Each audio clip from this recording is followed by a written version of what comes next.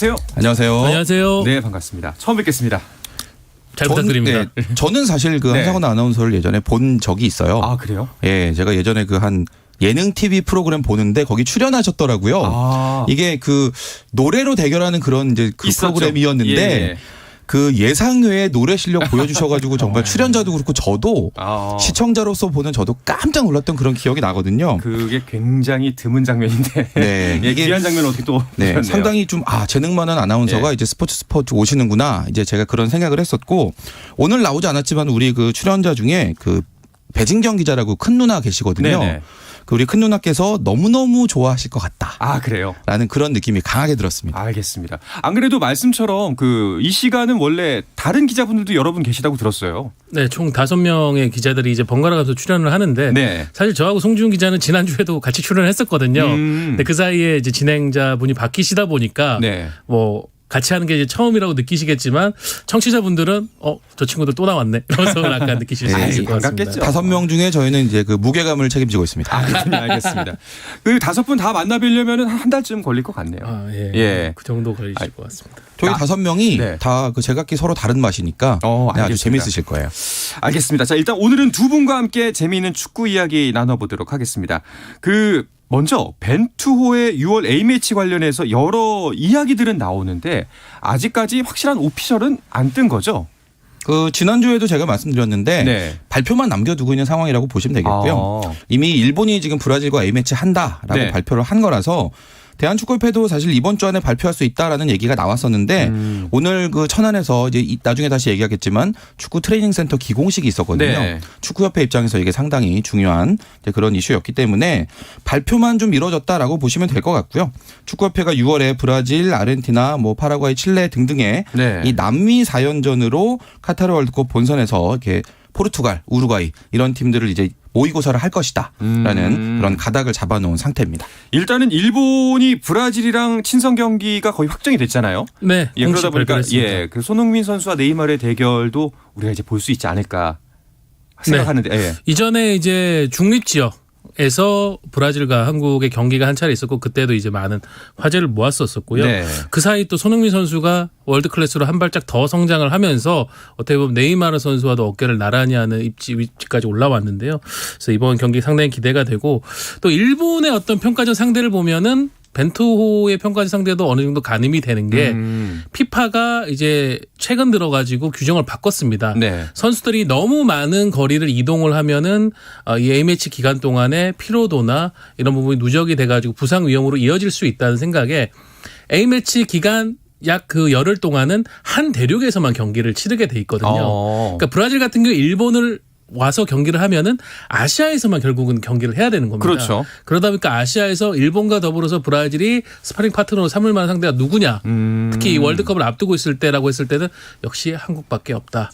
그러면서 이제 일본, 한국을 패키지로서 스치고 이렇게 지나가는 평가전 일정을 준비하고 있습니다. 송 기자님 말씀대로 거의 이제 발표만 남기고 있다라고 봐도 되겠네요. 네, 그렇게 예. 보시면 될 것 같고요. 네. 우리 입장에서는 이 포르투갈도 마찬가지고 우루과이도 그런데 그러니까 포르투갈은 유럽 팀이고 우루과이는 남미 팀이지만 네. 이 두 나라는 라틴 축구라는 공통점으로 묶을 수가 있거든요. 포르투갈과요. 네, 예. 그래서 물론 조직력도 뛰어나지만 개인 기량이 상당히 뛰어난 선수들이 많고 어떤 템포 이런 면에서도 좀 이렇게 성격도 뭔가 좀 더 와일드하고 이런 선수들이 많이 있기 때문에 이 두 나라를 묶어서 남미 4연전이 다 한꺼번에 네. 도움이 되는 그런 평가전이 될 것 같습니다. 그렇군요.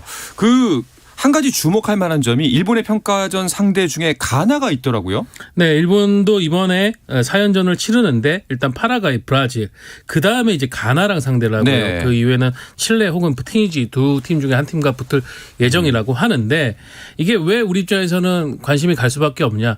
가나가 바로 지척에서 어느 정도 또 경기를 하게 된다면은 그렇죠. 그거를 중요한 또 분석의 지름대로 삼을 수도 있고요. 그러다 보니까는 아마 우리 코칭 스태프도 그 경기에 상당히 주목을 할 것 같습니다. 네. 조금 이제 힌트를 얻는 거죠. 어떤 팀인가. 그렇죠. 우리 예. 안정원 해설위원도 사실 언급을 했는데 이 아프리카 팀들은 참 변수가 많고요. 그리고 또 전력이 들쭉날쭉하기도 하고 여러모로 분석하기도 좀 까다로운데 이렇게 이웃나라 일본에서 가나의 최정예 멤버가 와가지고 뭔가 경기를 한다. 물론 가나도 이제 바로 이웃에 우리나라가 있는 걸 알기 때문에 감출 거는 감추고 그러겠죠. 뭔가 숨길 건 예. 숨기겠지만 그렇다 하더라도 우리가 가나라는 팀은 어떤 축구를 하는 팀이구나라는 그런 큰 틀에서의 색깔은 충분히 확인할 수 있는 그런 기회가 될 것 같습니다. 네, 파악하기 어렵다는 말씀하셨는데 이런 소식도 들렸어요. 아틀레틱 빌바오에서 활약 중인 윌리엄스 형제가 가나 대표팀 합류에 가까워졌다는 소식인데요. 이건 우리에게 또 큰 변수가 되겠죠? 네. 예. 최근에 이제 국내 매체들이 역시 가나의 소식을 듣기 위해서 많이 네. 보고 있는 가나 사커넷에서 이 소식을 전달을 했는데요. 사실은 이 윌리엄스 형제가 스페인 태생입니다. 네. 그러니까 부모들은 아프리카 혈통, 아버지가 이제 가나 국적 출신이지만 하지만 출생은 본인들은 이미 아버지 어머니가 스페인으로 이주하고 나서 태어난 사실상 스페인 사람들인 그렇죠. 거죠. 예, 그렇기 때문에 사실 가나 대표팀과는 인연이 그동안 없었는데 이 선수들이 스페인에서 성인 대표팀에 진입을 형인 이나키 윌리엄스는 이제 스페인 대표팀에 진입을 했지만은 네. 친선전에만 잠시 나섰을 뿐이고요. 동생은 아직 이제 연령별 대표팀만 뛰고 있는 상황이다 보니까 가나가 월드컵에 나서면서 이 선수들이 갖고 있는 이중 국적을 활용을 해서 가나 축구협회가 전력을 대폭 강화하려고 하고 있고 이 윌리엄스 형제는 또 월드컵에 출전할 수 있다는 선수로서 영광을 또 누리고 싶은 그 찬스를 잡고 싶을 거거든요. 네. 이런 서로의 이해관계가 지금 맞아떨어지면서 윌리엄스 형제가 가나 대표팀으로 들어가기 위한 지금 과정을 밟고 있다고 합니다. 이런 이중 국적 선수들이 국적을 바꿔서 출전하는 게 가능한 일이군요. 우리나라에서는 네. 이 이중 국적을 허용하지 않기 때문에 하나의 국적만 해야 되기 때문에 해당이 없는데 유럽 같은 경우는 그래서 이중 국적이 허용되는 이제 그런 제도가 있는 나라들은 네. 뭐 내가 예를 들어서 스페인에 살고 있는데 스페인 대표팀으로 월드컵에 나간다? 이건 정말 축구에서 어려운 일이잖아요. 네네. 독일에서도 마찬가지고. 그렇죠. 그래서 그런 나라 선수들 중에 내가 다른 국적을 선택할 길이 있다면 그 나라 국적을 선택해서라도 월드컵 본선 밟아보고 싶다. 이건 어떻게 보면 축구 선수로서 누구라도 유혹을 받을 만한 그런 상황이라고 당연한 보고요. 욕구고. 네. 예. 근데 이게 보니까 가나 현지에서 나오는 보도를 보니까 가나 국민들은 이게 또 의견이 분분한가 봐요. 월드컵 본선에 가는 길에 공헌하지 않았던 선수들인데 네. 이런 이중국적 선수들 당장 채워가지고 하면 그동안 뛴 선수들은 뭐가 돼? 약간 이런 여론도 좀 있대요. 그럴 수 있죠. 그래서 이 이중국적 선수들이 살짝 고민을 하는 거는 같은데 제가 보기엔 그래도 월드컵 출전에 그 유혹을 뿌리치지 못할 것 같습니다. 알겠습니다. 가나가 월드컵 예선과는 또 다른 모습으로 우리 앞에 나타날 수 있다라는 이야기였는데 그게 바로 이런 부분을 지적하는 거였나 봐요. 네, 이 이냐키 니코 윌리엄스 형제뿐만이 아니라 네. 지금 가나 축구협회가 계속 이중 국적, 그러니까 가나 혈통을 갖고 있는 유럽에서 활약 중인 유망주들을 끌어들이려고 하고 있거든요.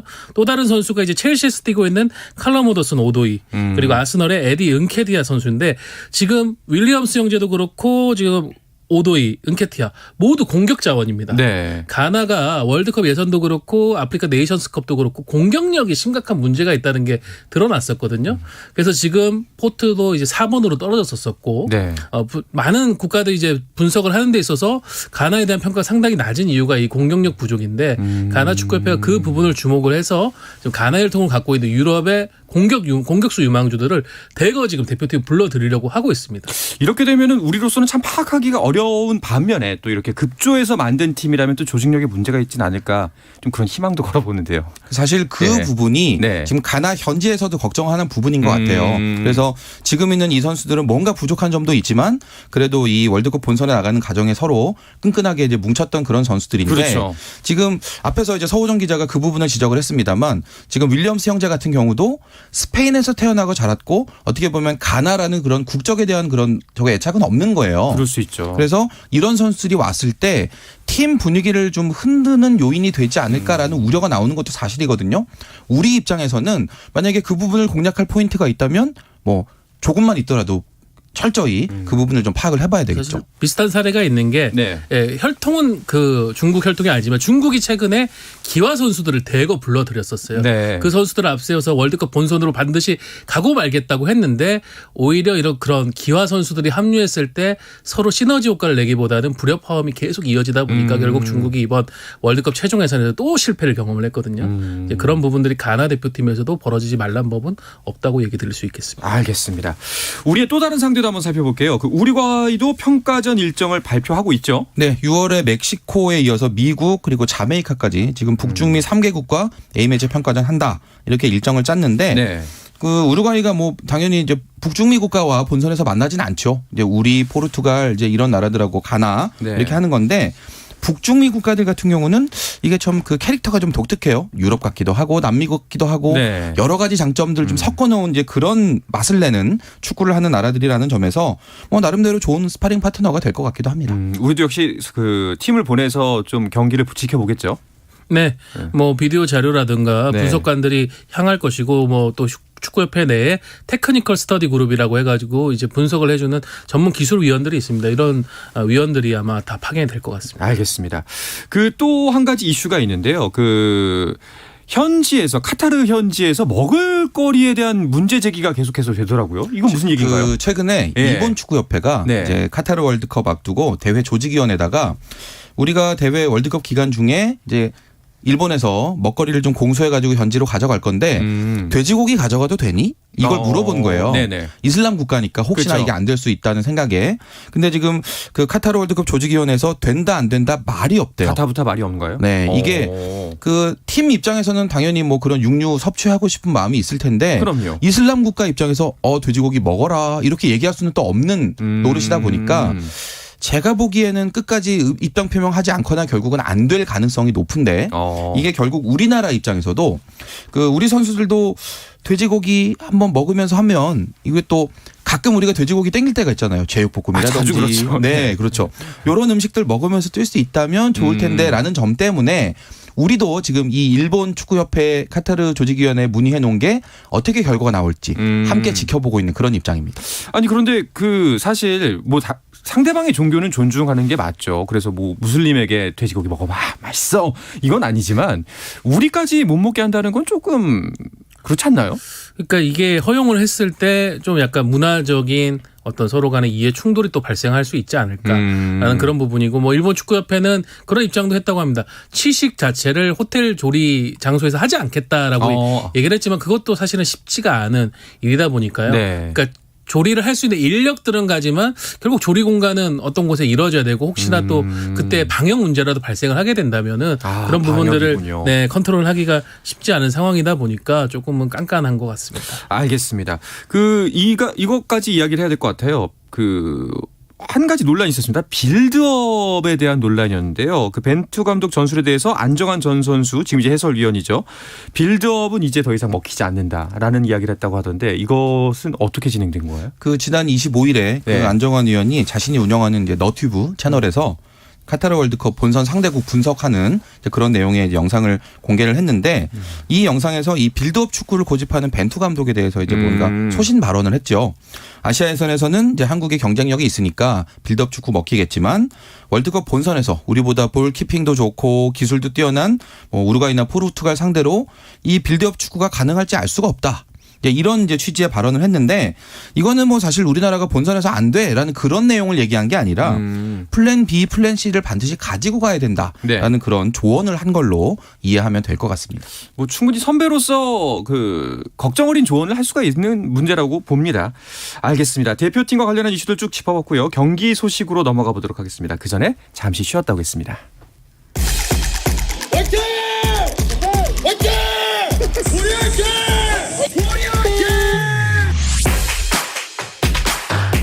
짜릿함이 살아있는 시간 한상원의 스포츠. 네, 금요일 저녁 축구 이야기 축구장 가는 길 듣고 계시고요. 서우정 축구 전문 기자 중앙일보 송지훈 기자와 함께하고 있습니다. 아시아 챔피언스 리그 이야기 좀 해볼게요. 프로축구 K리그 1이 아침 휴식기를 보내고 있다고 알고 있는데요. 현재 어떻게 진행되고 있나요? 네. K리그 1에서 이제 3팀 그리고 K리그 2에서 한 팀이 나갔는데요. 네. K리그 2는 어쨌든 한 팀이 빠져도 지금 짝수가 이루어지고 있기 때문에 정상 운영이 되고 있고 K리그 1은 좀 숫자적으로도 많은 3팀이 빠졌기 때문에 일단 전체 휴식기를 갖고 있습니다. 네. 출전한 팀은 전북현대, 울산현대, 대구FC 그리고 전남 드래곤즈인데요. 이 팀들이 이제 각기 다른 국가들. 대구와 전남 같은 경우에는 태국에 있는 각기 다른 도시. 네. 전북은 베트남.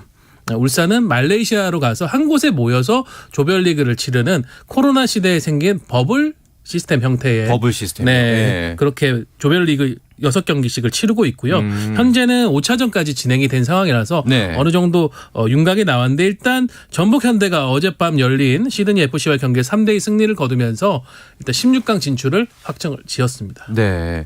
자, 전북은 그렇고 나머지 팀들은 어떻게 진행되고 있죠? 울산현대 지금 I조에 속해 있는데 네. 3승 1무 1패 승점 10점이거든요.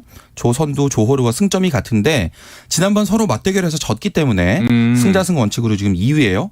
그 앞에서 이제 가와사키 프론탈레 일본 팀을 상대로 3대2로 이기면서 일단 16강 행 가능성이 매우 높아진 네. 그런 상황이지만 이 마지막 상대할 조호르가 지난번 2차전에서 울산에 패배를 안겼던 그 팀이라는 점에서 좀 신중하게 접근을 해야 될 것 같다. 네. 이게 또 홈팀이거든요. 네. 이 조호르의 이제 홈 팬들 앞에서 경기를 하기 때문에 그런 부분이 변수가 될 것 같고 F조의 대구 FC는 지금 중국팀 산둥에 4대 0으로 크게 이겼어요. 네. F조 1위로 올라 있는 상태고요.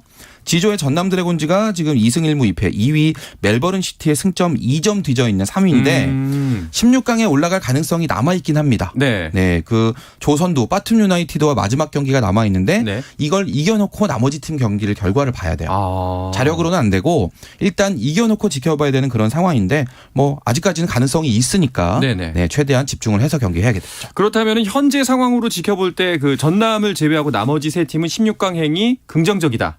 라고 봐도 될까요? 울산 같은 경우에도 조호를 상대로 사실은 비겨서도 약간 좀 불안한 감이 있습니다. 그래서 조호를 상대로 반드시 승리를 하는 복수 혈전을 하고 나서 이 홍명보 감독과 울산이 16강에 오르는 걸 기대를 해야 되겠고요. 네. 대구는 이제 마지막 경기 상대가 김도훈 감독이 있는 싱가포르의 라이언시티 셀러스인데요. 네네. 이 팀한테 대구도 앞선 맞대결 때 0대3 패배를 당해 좀 충격적인 그 네. 결과가 나왔었거든요.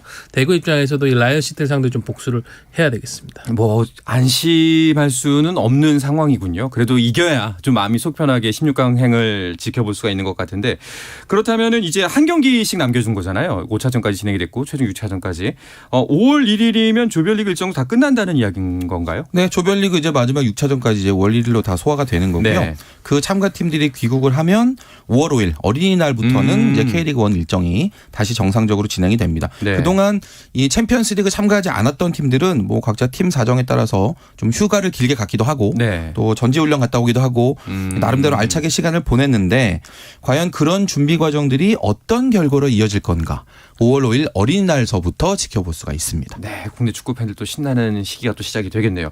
자, 미리 5월 5일에 있을 매치업들 살짝 들여다볼까요? 네, 모두 어린이날에 총 6경기가 열리는데요. 네. 전북과 서울의 경기가 열리고요. 성남과 제주, 수원과 울산, 포항과 대구, 수원FC와 인천, 김천 상무와 강원FC가 맞대결을 갔는데요. 네. 때마침 이제 육성 응원이 금지가 해제가 됐기 때문에 네네.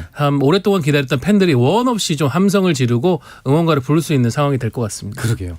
그런데 그 안타까운 소식이 리그 재개를 앞둔 강원FC가 또 대형 악재를 만났다는 이야기가 있어요. 강원이 예. 그동안 이제 시즌 초반에 최전방을 책임지고 있었던 외국인 공격수 디노라는 선수가 있어요. 네네. 참 잘 뽑았다라고 평가를 받았던 그런 선수였는데 일찍 다쳐가지고 지금 시즌 아웃이 됐거든요. 아예 아웃이 됐네요. 네, 그래서 그동안 이 토종 스트라이커 이정엽 선수 중심으로 공격을 이끌어 왔는데 네. 그저께 열린 FA컵 3라운드 경기 도중에 이정엽 선수가 이제 점프하다가 착지하는 과정에서 왼쪽 발목이 좀 심하게 꺾이는 그런 부상을 당했고요. 네. 정밀 검진 결과 인대가 심하게 손상됐다. 6주에서 8주 정도 경기에 못 뛴다라는 그런 진단을 받았습니다.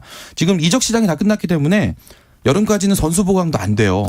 그래서 좀 이 빠지고 여기다 지금 잇몸까지 다친 거라고 이제 표현할 수 있을 것 같은데 네네. 과연 좀 이렇게 되면 도대체 음식을 어떻게 먹으라는 거냐? 이 최용수 감독의 머리가 상당히 아플 것 같습니다. 참 이 경기에서 이기긴 이겼는데 절대 뭐 웃을 수가 없는 상황인 거네요. 이게 최용수 감독이 상당히 좀 절망스러운 게 네. 디노 선수도 시즌 아웃이지만은 과거 이제 2019년 20세 월드컵 우리 준우승의 주역이었던 차세대 국가대표 골키퍼로 주목받고 있는 이강현 선수도 최근에 경기 도중에 십자인대 무릎 십자인대가 끊어지는 부상으로 지금 6개월 이상 사실상 뭐 올 시즌 안에 복귀가 쉽지 않은 그런 상황이 됐죠. 네. 핵심 자원들이 지금 잇따라서 부상을 당하니까 최용수 감독도 야, 이 지도자 인생에 이런 적이 없었는데 그러니까요. 어떻게 어떻게 이렇게 주전들이 계속 다치는지 우리 스스로 어떤 부분에 문제가 있는지 한번 돌아봐야 될 정도다라고 하면서 상당히 좀 힘들어하는 모습이었습니다. 이게 리그가 시작되기 전에 이 선수들의 부상 관리가 굉장히 중요한 것 같습니다. 사실 이 리그가 그 챔피언스 리그 때문에 꽤 쉬었기 때문에 네. 지친 선수들 피로도 풀고 뭐 체력이 부족한 선수들 체력도 다지고 또 전술적으로도 좀 다듬고 이런 이제 다양하게 활용할 수 있는 그런 시간인데 사실 선수가 다쳐버리면 이 모든 게 다 의미가 없어지는 그렇죠. 거잖아요. 예. 그런 의미에서 지금 상당히 좀 뼈아픈 팀들이 나오는데요. 포항의 허용준, 김승대, 수원FC 김건웅 좋은 모습 보여주던 선수들이 지금 휴식기 동안 다쳐서 이 5월 이후에 과연 어떻게 될까 지금 마음을 졸이고 있는 그런 구단들이 있고요. 실제로 그저께 열린 FA컵 3라운드에서 그 수원FC가 2부 리그 부천FC에 0대1로 졌어요. 또 인천 유나이티드는 2부 리그 광주에 1대 6으로 졌거든요. 대패네요. 네, 이렇게 뭔가 좀 팀 분위기가 흔들리는 팀들 중에 이렇게 뭔가 객관적인 전력에서 아래다라고 느껴졌던 팀들에게 지는 이런 케이스도 나오고 있습니다. 아니 그런데 이 부상이라는 게 사실 내가 조심한다고 해서 피할 수 있는 게 아니잖아요. 또 어떻게 보면 정말 조심하고 조심해도 어쩔 수 없이 당하는 게 부상인데 참 어려운 문제인 것 같습니다. 그래서 최근에는 네. 뭐 이렇게 야구에서는 머니볼 얘기가 한참 유행을 했었잖아요. 축구에서는 뭐 메디슨볼이라고 해서 부상 선수, 몸값이 비싼 이 주전급 부상 선수들을 얼마나 빨리 회복시킬 수 있느냐도 각 구단의 중요한 능력이 되고 있기 때문에 재활 치료사 이런 부분에 대한 숫자 확보라든가 좋은 인력을 확보하는 부분 그런 부분들의 구단들이 상당히 신경을 많이 쓰고 있습니다. 알겠습니다. FA컵 이야기 계속 나누고 있는데요. FA컵은 현재 어디까지 와 있나요? 그저께 32강전 네, 진행이 네. 되면서 이제 16팀으로 좁혀진 상태인데요. 수원 삼성과 강원FC 그리고 FC서울과 제주유나이티드 또 포항 스틸러스와 성남FC 같은 이제 1부 리그 팀끼리 맞대결하게 된 상황도 있지만 지금 하위권의 반란도 꽤 주목해 볼 만할 것 같아요. 네. 3부 리그 울산시민축구단이 전북현대를 상대하게 됐고요. 그리고 3부 리그 대전한국철도도 대구FC를 상대합니다.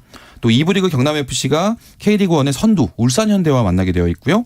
또 2부 리그끼리 만난 부천FC와 광주FC 경기 그리고 2부 리그 전남과 3부 리그 부산교통공사의 그 다크호스 맞대결도 있습니다. 네. 그 광주 FC가 단독 선두를 질주하고 있다고 하는데요. 그 이 기세 중심에 이정효 감독이 있다는 얘기가 나옵니다. 지난 시즌에 이제 최하위로서 강등을 당한 광주기 때문에 감독 교체는 뭐 필연적이었었고 그 과정에서 성남FC 제주 유나이티드에서 남길 감독으로 오랜 시간 보좌했던 이정효 수석 코치가 감독으로 부임을 했거든요. 네네. 사실 강등됐으니까 좀 리빌딩하는데 시간 걸리지 않을까 싶었는데 정말 빠르게 팀을 재결합시키면서 지금 단독 선두를 질주하고 있고 특히 아까 얘기해 주신 FA컵에서 지금 1부 리그에서 2위를 달리면서 돌풍을 일으키고 인천을 상대로 무려 6대1 대승을 거뒀어요. 그러면서 이정효 감독의 어떤 능력에 대해 다시 한번 주목을 하게 됩니다. 알겠습니다. 그 주말 경기 일정도 살펴보려고 했더니 주말에는 또 K리그2 경기가 없네요. 네, 그 다음 주 화요일 날 5월 3일 날 안산과 경남, 충남 아산과 안양 경기 있고요. 5월 4일에 부천과 부산, 김포와 광주의 경기가 있습니다. 네, 잘 알겠습니다. 자, 이 이야기를 끝으로 금요일 저녁 축구 이야기 축구장 가는 길은 마치도록 하겠습니다. 중앙일보의 송지훈 기자, 서우정 축구 전문 기자와 함께했습니다. 오늘 두 분 고맙습니다. 감사합니다. 네, 주말 스포츠는 9시 20분부터 함께 하실 수 있습니다. 저는 월요일 저녁 8시 30분에 다시 돌아오겠습니다. 아나운서 한상원이었습니다. 스포츠!